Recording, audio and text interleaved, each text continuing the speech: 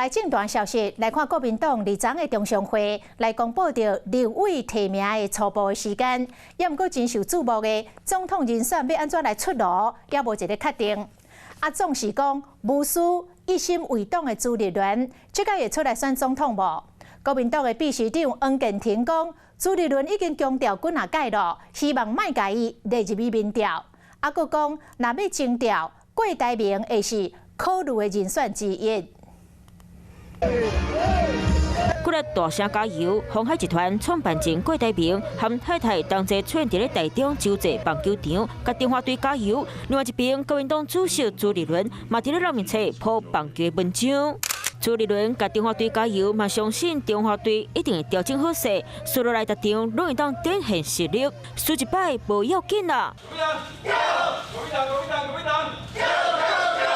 敢若嘛和国民党同款，伫咧南投补选失败了后，嘛要拼势搁做调整，推出上强的人选来拼2024。我作为党主席，从头到尾都是坚持无私无我，没有任何个人的考量，没有自我，我只有求国民党好。那上强的人选，敢会是家己？朱立伦拢讲专心为这个党好。国民党秘书长黄健庭来替讲话。黄健庭讲，朱立伦真侪摆强调，就是要甲上强杀出来，甚至人选无包括伊。佮讲到朱立伦希望民调唔免考虑到伊，嘛讲到总统提名，若是要定调，安尼应该就是郭台铭。主席已经讲得非常明确了，2024他就是最强总教练。总教练，我想就不存在着自己上场打击或上场投球的问题，外界就可以不用再考虑2024有朱立伦主席的一个空间。